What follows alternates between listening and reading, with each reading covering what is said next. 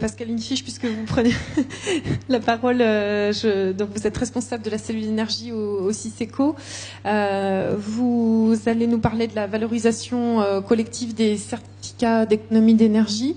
On sent que vous êtes aussi très en prospective au CICECO, outre le mécanisme de financement que vous allez nous présenter là sur les certificats d'économie d'énergie, qui est un moyen parmi d'autres.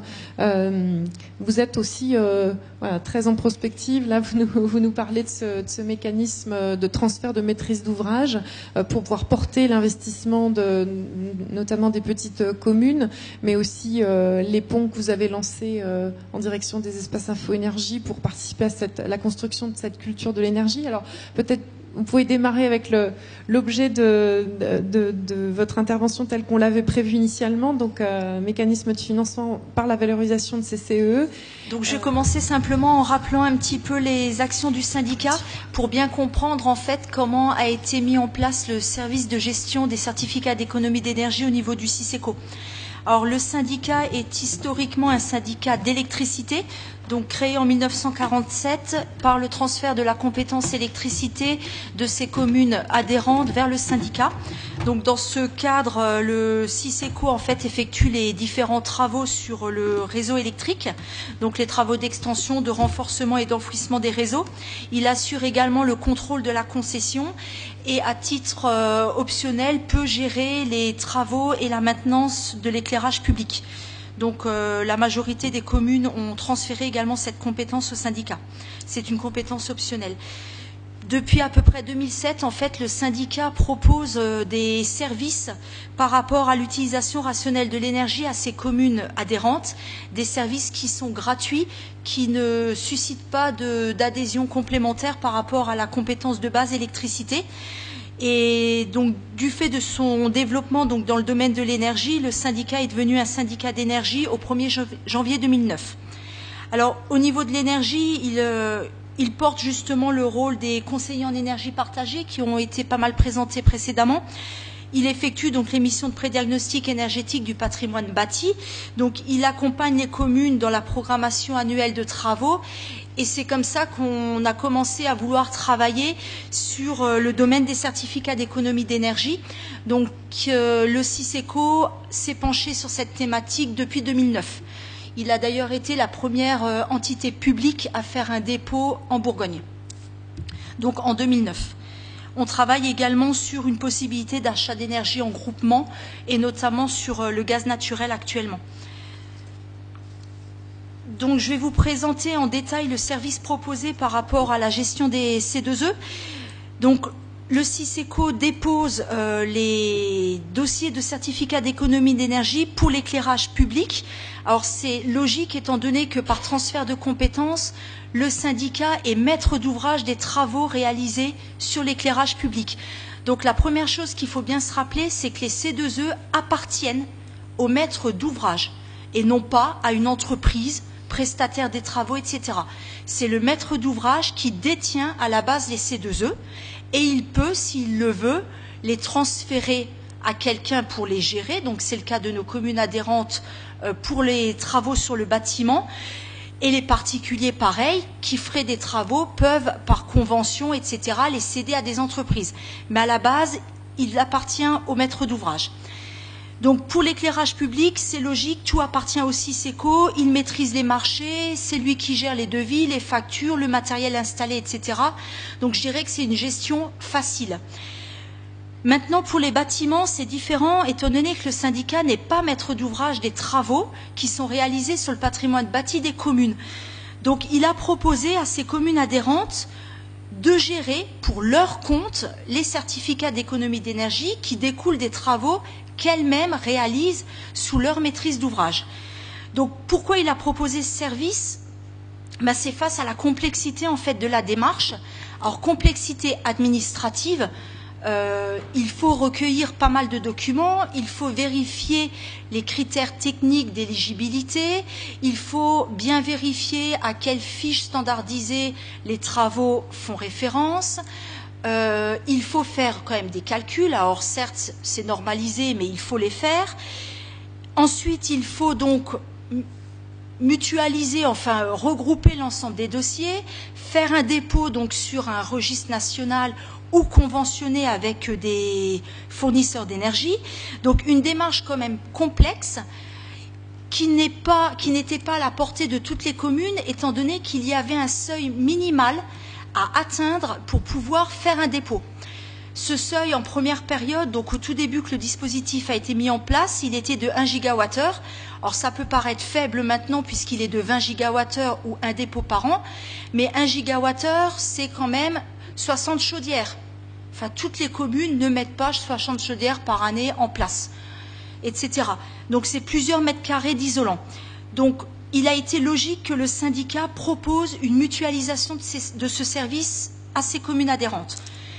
D'autre part, le fait de mutualiser, ça permet d'avoir un volume plus important de dépôts. Donc je vous montrerai des chiffres un petit peu plus loin.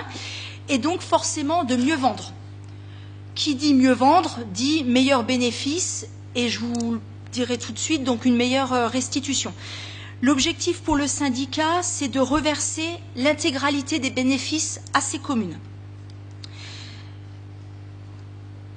Donc ce reversement se fait à deux niveaux un petit peu différents. Pour l'éclairage public, comme le CICECO est maître d'ouvrage des travaux, il va en fait conserver l'enveloppe qui provient de la vente des certificats d'économie d'énergie issus des travaux de rénovation de l'éclairage public et il va réinvestir cette enveloppe dans d'autres travaux de rénovation d'éclairage public. Donc c'est bien une mutualisation qui est restituée aux communes à travers d'autres programmations de travaux de rénovation ou d'autres expérimentations de matériel innovant. Donc c'est la mutualisation en fait du produit de la vente. Pour le bâtiment, en revanche, comme le syndicat n'est pas de maître d'ouvrage des travaux, mais ce sont les communes, le CICECO a décidé de reverser l'intégralité de la vente des CEE issus des travaux réalisés sur le patrimoine bâti des communes sans prendre aucun frais de gestion, même pas les frais initiés par le dépôt que l'on a sur le registre national. Donc c'est complètement transparent pour le syndicat, donc un grand intérêt pour les communes d'adhérer à ce service. Alors pour pouvoir faire le dépôt donc pour le compte de nos communes sur le registre national, il faut prouver le rôle moteur du syndicat en amont de la réalisation des travaux. Donc c'est ce qu'on appelle le rôle incitatif en fait de la structure qui dépose. Or le syndicat n'a pas eu de difficulté à le montrer étant donné que le syndicat porte le service de conseiller en énergie partagée. Pour l'intégralité de nos communes adhérentes, il effectue les missions de prédiagnostic énergétique qui découlent, donc, comme on vous l'a présenté, sur un programme de travaux et après un accompagnement dans la mise en œuvre. Donc on a pu facilement montrer à l'époque à l'Adréal et maintenant au pôle national des C2E le rôle moteur du syndicat sur la mise en œuvre des travaux faits par les communes. D'autre part, on suit les données de consommation donc pour le compte de nos communes à travers également l'utilisation du logiciel GEPWeb qui vous a été présenté précédemment et on accompagne donc les communes dans le bilan énergétique annuel donc de leur patrimoine. J'aurais une toute petite question là. Comment est-ce qu'on prouve le rôle moteur? Vous montez un dossier argumentatif ou... Oui, alors en fait chaque année on présente tout d'abord un dossier qui montre le rôle du syndicat dans la démarche et après on présente les pièces justificatives dossier par dossier. Mais il y a tout d'abord un gros dossier de présentation de l'entité porteuse des C2E. D'accord. Cette légitimité elle est acquise aujourd'hui, vous n'avez plus besoin Oui, elle est acquise. Alors par précaution, on la rappelle à chaque fois que l'on fait un dépôt. D'accord. Donc au niveau des dossiers, donc je le disais, une démarche assez compliquée pour les communes membres. Donc on a essayé de leur faciliter au maximum la démarche, en fait en créant des attestations types. L'objectif, c'est de pouvoir, à travers deux attestations, donc une première attestation qui s'appelle une attestation commune, donc qui permet de transférer le droit de dépôt de la commune au syndicat. on recueille toutes les informations qui nous seront utiles pour le calcul des C2E. Donc le type de bâtiment dans lequel on a fait les travaux, la surface, le type de chauffage, l'énergie utilisée, etc. Et ensuite, on a fait des attestations types pour les entreprises. Parce qu'en fait, il faut prouver les matériels mis en place, leurs caractéristiques techniques, si les matériels respectent certaines exigences. Quand à une commune, on lui parle de coefficient thermique, quand on lui parle de conductivité, des choses comme ça, enfin, ce n'est pas des notions faciles. Les communes de moins de 500 habitants, il n'y a pas forcément de services techniques. Donc en fait, on passe par l'intermédiaire des entreprises prestataires via la commune. Donc pour faciliter cet échange de données très techniques, on a constitué pour chaque fiche standardisée donc une attestation d'entreprise qui n'a que des cases à cocher, à donner les surfaces d'isolants installées, les surfaces de vitrage, etc. Donc ça permet en 2 attestations de recueillir l'intégralité des données indispensables au calcul. Après se joint également les devis et les factures, mais ça c'est quand même des pièces que la commune a très facilement. Donc on peut également valoriser les travaux que les communes pourraient faire en régie. À ce moment-là, l'attestation entreprise est remplacée par une attestation donc, du responsable des travaux de la commune ou du maire. D'accord, donc quelques chiffres, quelques résultats sur la valorisation de ces certificats d'économie d'énergie. Alors je le disais, c'est une démarche complexe, mais qui vaut le coup d'être mise en œuvre. Alors, les exemples de dépôt montrent qu'en fait, le bénéfice de la vente des C2E va à peu près de 2% à 41% de l'investissement. Donc, quand vous voyez dans ce tableau, alors, je n'ai pas extrait les lignes où c'est à 2%, mais vous voyez qu'il y a quand même plusieurs lignes où le bénéfice, en fait, représente 10 à 41% de l'investissement. 10%, je pense qu'on peut considérer que ce n'est pas négligeable. Alors, par contre, attention, il est important que ce bénéfice de la vente ne soit pas intégré dans le plan de financement de l'opération, parce qu'on ne sait jamais à quel moment on va vendre.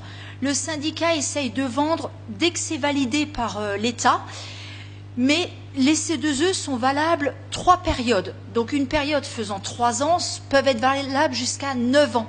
Donc vous voyez, on est là pour attendre le meilleur moment pour vendre, pour pouvoir redistribuer un meilleur bénéfice aux communes. Donc on ne vend pas forcément la première année. Donc on leur dit aux communes, on leur propose de considérer ce bénéfice comme un bonus et pour pouvoir le réinvestir dans d'autres travaux. Mais on ne l'intègre pas dans le plan financement directement des travaux envisagés. Alors, puisqu'on est sur des questions de calendrier, peut-être il est nécessaire de préciser que les travaux éligibles sont valables pendant 1 an, c'est bien ça? Oui, alors c'est une nouvelle contrainte de la 2e période du dispositif, c'est que les travaux éligibles sont valables 1 an après la date de réception des travaux. Donc il faut toujours être vigilant. En fait, c'est une sorte de mécanisme d'habitude. Une commune fait les travaux, tout de suite, on commence à travailler sur le dossier. Elle récolte les différents documents au fur et à mesure pour que ça se fasse le plus simplement. Pareil, il est toujours plus facile de récupérer des attestations d'entreprise quand on n'a pas encore payé la totalité de la facture. Donc plus c'est fait en amont des travaux, plus on commence à en discuter en amont, mieux c'est. On les incite également à inclure ces conditions d'éligibilité dans le cahier des charges, avant même qu'elles aient les devis des entreprises, que les entreprises sachent, je réponds à telle demande, je sais que je devrais fournir l'attestation, je sais que je devrais mettre un matériel qui respecte à minima les critères techniques, et je devrais donc fournir tous les justificatifs techniques nécessaires à la commune ou au syndicat. Très bien, merci Pascaline. Alors, un petit complément encore. Oui, un dernier bilan, donc c'est pour vous montrer quand même les flux financiers qui découlent de ces dépôts. Donc comme je l'ai dit, le syndicat a commencé à travailler depuis 2009 sur les dépôts. Donc depuis 2009, en gros, on a un potentiel de vente de 327 000 €. Donc je pense que c'est pas négligeable. En 2009, on a reversé donc aux communes 1 300 €. On travaillait plutôt sur l'éclairage public. En 2010, on a reversé 72 000 €. Ça commence à être une somme assez importante. En 2011, on reversera 17 000 €. Et là, en 2012, on a un potentiel de 56 000 €. Alors, un grand bond en 2010, c'est tout simplement parce qu'en 2010, on pouvait valoriser les travaux jusqu'à 2006. Or que maintenant, il n'y a plus qu'un an. C'est pour ça que le volume a un peu baissé. D'accord, donc sur le double mécanisme, donc éclairage et bâtiment. Oui, éclairage et bâtiment. D'accord. Très bien, merci. Donc un mécanisme à ne pas négliger, néanmoins à ne pas forcément intégrer dans un plan de financement. Vous le disiez, en raison des calendriers, des plannings attenants à ces mécanismes de valorisation certificat d'économie d'énergie.